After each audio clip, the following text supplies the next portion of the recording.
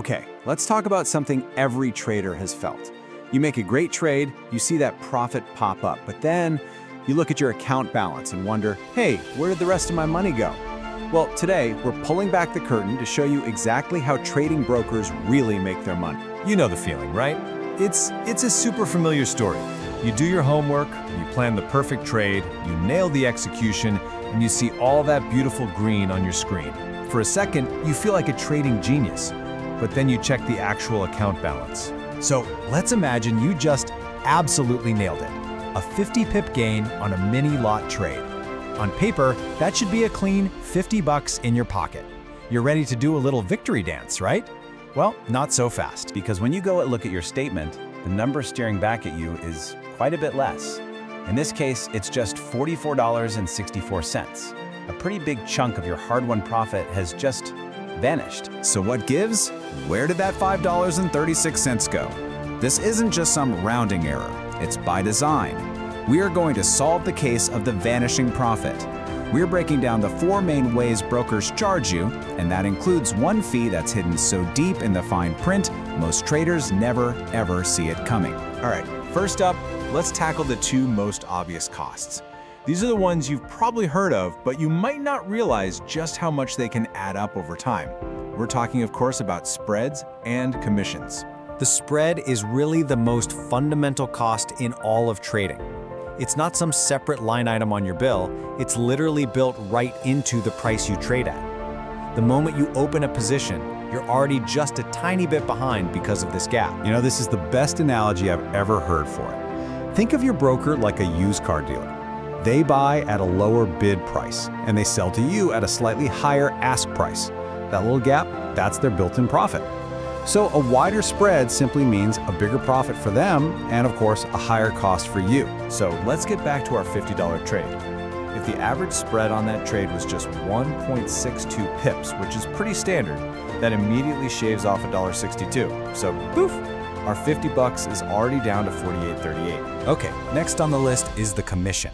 Now, unlike the spread, this cost is way more transparent. It's a direct, fixed fee your broker charges you just for placing the trade, and you'll see it listed clearly on your statement. And this right here is why you have to be so careful when you see ads for zero commission trading. Come on, no broker is a charity. They're not working for free. That cost is almost always just hidden inside a wider, more expensive spread.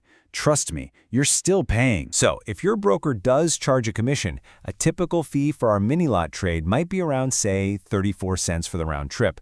It's another little nick, another small cut, and it brings our running total down to $48.04. So which one is actually better for you? Well, spread-based accounts can feel simpler, which makes them pretty attractive if you're just starting out. But for serious, high-volume traders or scalpers, the transparency of a commission-based account is almost always cheaper in the long run. All right, let's move on to a fee that so many traders completely overlook until it pops up as this, mysterious charge on their statement. I'm talking about the swap fee, also known as overnight financing. So, what is it? Well, when you trade a currency pair, you're basically borrowing one currency to go out and buy another one. If you decide to hold that trade open past the market close, you either have to pay or sometimes you receive interest on that loan. And that adjustment? That's the swap fee. Now, what's really interesting is that you can actually earn money from swaps. This is called a positive swap, and it happens when the interest rate of the currency you're buying is way higher than the one you're selling. But let's be realistic, for most of us retail traders using the most common pairs, you're almost always going to be paying a negative swap. Oh, and here's the real kicker. Even in those rare cases where you should be earning a positive swap, brokers often add their own little markup. They'll just skim a little off the top of the interest you were supposed to get, or they'll make a negative swap even more expensive for you. So just for holding our winning trade overnight, it costs us another 39 cents in swap fees. Our profit has now dwindled all the way down to $47.65, and we're still not at that final number on the statement. And now we get to the real heart of the matter, the smoking gun. We're talking about the hidden costs, the secret markups. These are the fees that are intentionally kept out of sight, and knowing about them is what really separates the savvy traders from everyone else. Just think about it this way. What if a broker advertised, "Hey, sign up with us. We take a 1.5% cut of every single winning trade you make"? You'd never sign up, right? You'd run for the hills. But that is exactly what some of them do. They just hide it deep in the terms and conditions. So how do they get away with it? Well, one of the most common tricks is something they call an admin fee, or a currency conversion fee. When you close a profitable trade, they just slap on this percentage-based fee that costs them absolutely nothing to process. It is pure 100% hidden profit taken directly from your win. And that is the smoking gun. That final hidden fee, that 1.5% admin charge, is what takes the biggest bite out of our trade. It's what brings our final profit all the way down to $44.64. And over hundreds or thousands of trades, these costs, they can be absolutely devastating to your bottom line. Okay, I know that might feel a little disheartening, but now you know what to look for, and that is powerful. So, how do you fight back and actually protect your profits? Well, it all comes down to being smarter and choosing your broker wisely. Here's your 3-step game plan.